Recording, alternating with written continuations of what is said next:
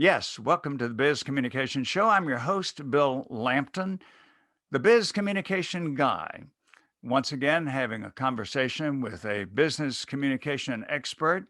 Today, it's a pleasure to welcome Kare Anderson from Sausalito, California. I became acquainted with her through our membership in the National Speakers Association a couple of years ago. I've admired her work so much that quite a while back, I dubbed her the Sage of Sausalito, and she does deserve that. Her TED Talk has been heard by more than 2.5 million viewers. She's had a superlative career as a keynote speaker internationally. She's a former Emmy Award winning journalist for NBC and the Wall Street Journal. She writes voraciously. She writes for Forbes, the Huffington Post. She's author of several books. And this morning, she posted on LinkedIn that her book, Opportunity Makers, has been translated into Persian and will be available to 85 million readers. I've read her books, I've reviewed them, I highly recommend them. She's been a guest on this program previously. I'm delighted to welcome Kare Anderson, and I know that you will join me now in greeting her. Hello, Kare. Hello, and I'm always deeply moved when you cite me that way. Thanks. Well, I could take the entire 20 minutes or so talking about your credentials, but we need to move on to have you share some insights and recommendations to us today. In Amen. your writings and your posts, there's one that I saw not too long ago that intrigued me. You wrote about a soccer player who was booed by the crowd. And what was remarkable, you were covering the story in Barcelona, Spain, and what was remarkable was the reaction of the soccer player. Tell us about that, please. Oh, sure, because when I walked in the stadium, I was just shocked to see a growing crowd throwing epithets at Black Danny Alves. And he was walking across, and this man rushed towards him and yelled at him and threw a banana peel at him. And nonchalantly, he picked up the banana peel, kept strolling towards the game he was going to play, eating bites, then throwing the rest of it over his shoulder. And it turned this roaring crowd into something uplifting, and they started cheering him. And it was so interesting to see that shift happen. In fact, some people were so excited, they stood in the stadiums and they imitated what he did about lifting up their hand as if they had a banana or whatever he had, they didn't even know, and throw it over their shoulder. It so moved them that even afterwards, they did selfies and they went outside the stadium and they did their own version.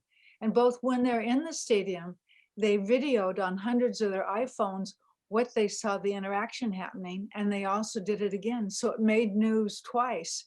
And then the stadium manager said, Kare, that man is so racist. I'm banning him. He is not coming back in. I said, no, let's make this bigger and positive.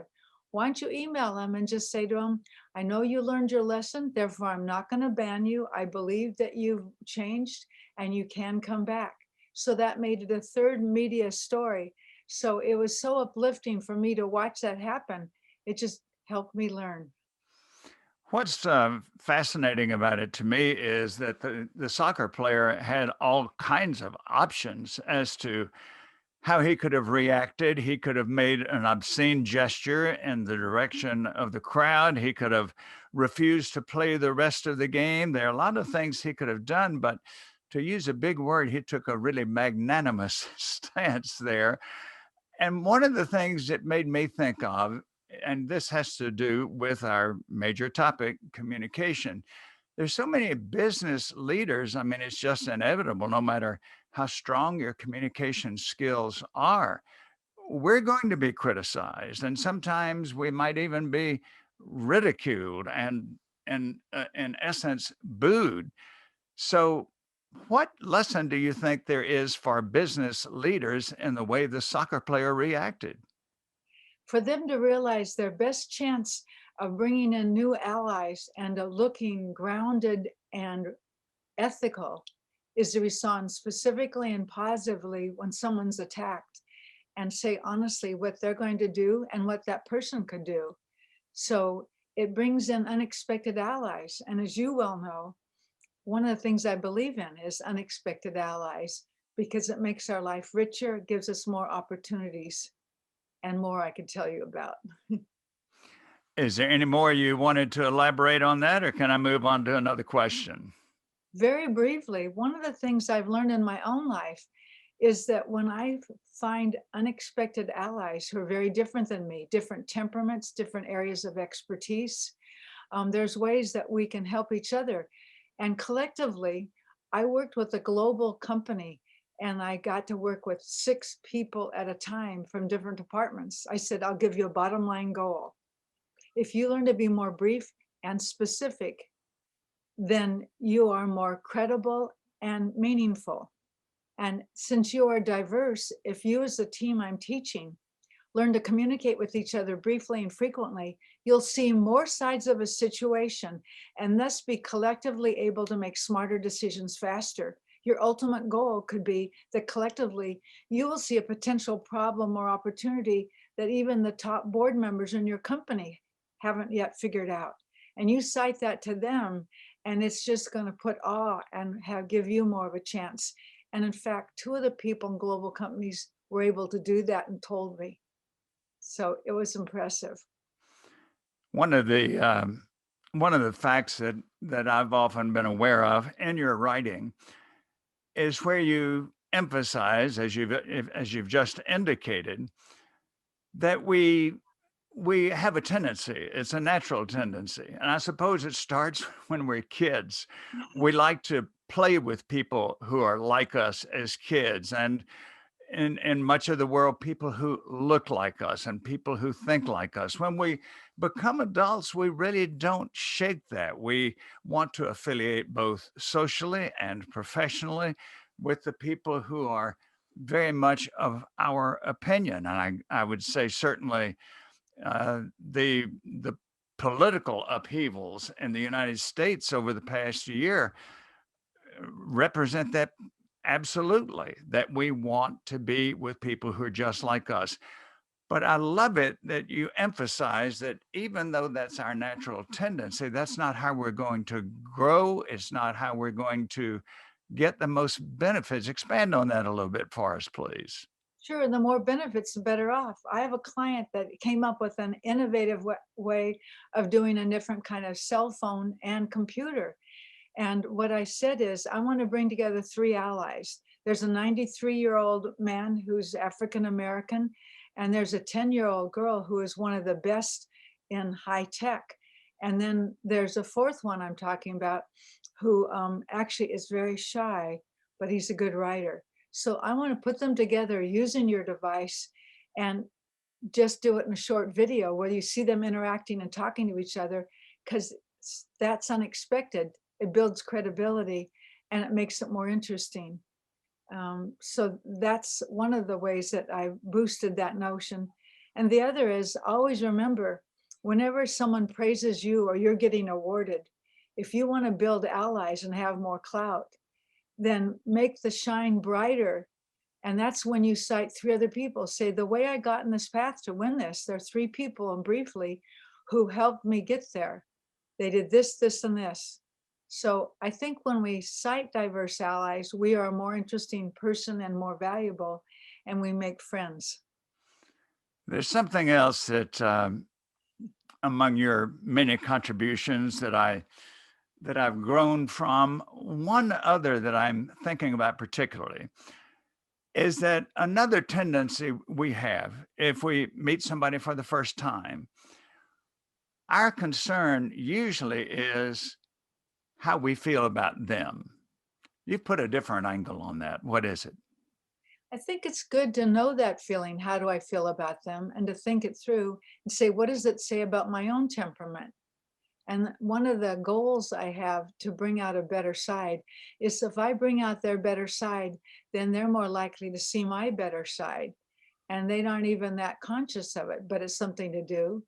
And secondarily, I think I want to find a sweet spot of mutual interest because that's how we get closer.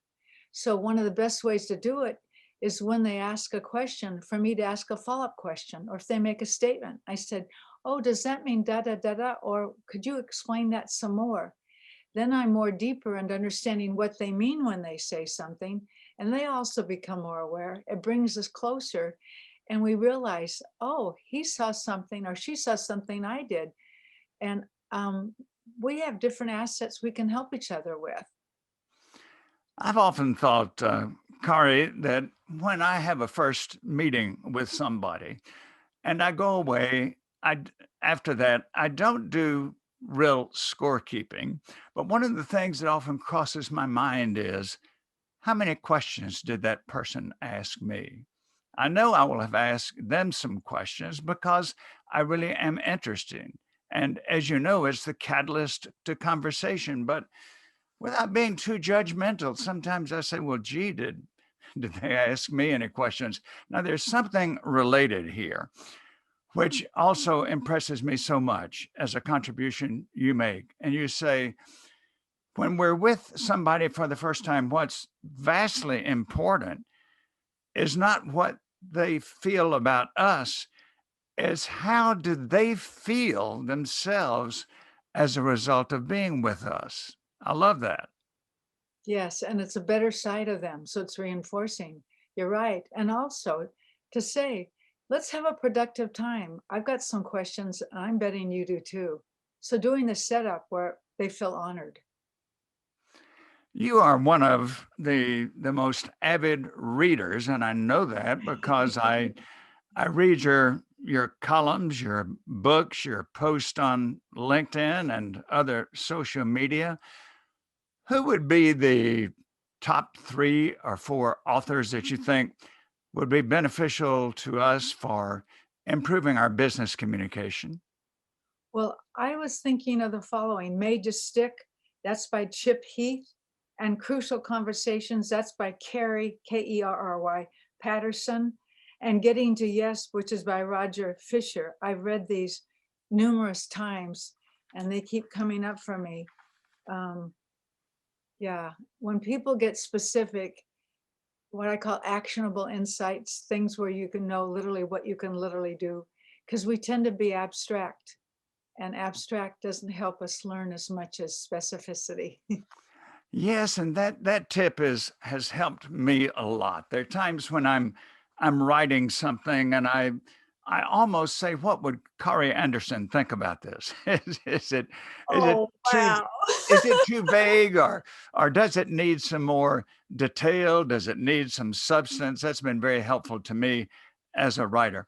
Time for one more question, and this one maybe a 30-second answer. You've spoken nationally, you've spoken internationally for decades. You're widely revered as a keynote speaker. What quickly, 30 seconds, would be 1 or 2 tips you would give to business leaders who want to become more effective presenters? I would suggest to them that when they're going to talk to an audience, which they can do by Zoom or in person, one of the best things I ever did was I say to the meeting planner, here are 3 tips that are really important. Who's well respected in the audience for one of those things? And then before I speak, without pointing, just look at one of those persons by name and the other and the other. And what I'm going to do is I'm going to cite the tip, but I'm going to then look around at the audience as a whole and then look over and say, but you know that, Joe, don't you? And I'll say the first and last person's name. And then I'll do that with the other in this way and that way. So everybody's so alerted by it that it becomes more real, and I make good allies by those 3. But also the meeting planner is going to love you for doing that because it makes him or her look good. So other people will imitate that pattern that I did. I've had over 60 of my friends who are paid public speakers do a similar thing. But the meeting planners introduced me to other meeting planners, so it sped up my chance to get more paid speeches. I And don't know if you would be familiar with a long ago comedian, Jimmy Durante, but Jimmy Durante had a wonderful saying, and he was relating it to showbiz. Everybody wants to get in on the act. that's that's true when we're speaking. And it's even truer now than it was 30 years ago. 30 years ago, somebody could stand up and give a 30 or 40-minute speech, and as though they were talking to the wall and not involve the audience. But the audience wants to participate. You've got a great way there of getting the audience to participate. There are other ways that are meaningful and not silly. And so I applaud you for sharing that. And in all of my presentations, I do the same thing. I will even ask for audience members that I can call and talk with ahead of time. And then, as you say, when you call on them during the presentation, all of a sudden, you've not only got 3 or 4 friends and supporters in the audience, but you're playing off of, in a professional way, off of their credibility with the rest of the listeners. Oh, that's so well put. And there's two things I've never told you about you that have been really helpful and interesting. You have a naturally congenial face. So I don't know if it's been since a kid or if you know you just developed it over time, but a congenial face pulls people. Many times they're not even aware of it. But the second thing is this: only 6% of Americans these days have what's called a musical voice. You have one. So if you tape record something you're saying, yours is 2.5 sentences. Usually they're lucky to just get 1 to 1.5. But there's a variability in the volume and the tone. So people don't know that's why they listen to you longer, but it causes that. And there's 2 great studies that prove it at Stanford and elsewhere, including the FBI. So a musical voice is a valuable trait. Those are such nice compliments. Thank you very much. True. Kare, I know that our viewers and listeners will want to be in touch with you, so please share your contact information with us. Well, they could send me an email. That'd be best by Kare, Kare, at sayitbetter.com. Or they can go to my website called sayitbetter.com. And I love learning from other people. So either of those things would be fine. And this lady does say it better. she's been doing that for many years, and she will continue to. And certainly, I'm one of her staunchest admirers and benefit, as you will when you read her books and her articles and hear her speak. Now that Kare has given her contact information, I'm glad to share mine. Bill Lampton, the Biz Communication Guy. And so logically, my website is bizcommunicationguy.com. Invite you to go there, check my services for corporations and leaders. Give me a call. I'll be delighted to talk with you about your communication challenges and problems and how I can help you find solutions to them. Kare, in 10 seconds, any closing comment, please? You offer actionable insights, and that's something that took me a long time to learn and do, and I think we have to consistently practice it. So I just want to say in closing, the flow of what you do, the geniality, the way it just feels so comfortable, and you cover so much information in a short amount of time, that's good for all those of you who are listening now. Just remember that as you compare him with other people. Thank you again. True. Great to be with you, Kare Anderson. Thanks to all of you who joined us. Invite you to be with us again next week when, once again, we will have a wonderful, stimulating, informative conversation with an outstanding business communication professional. Thank you.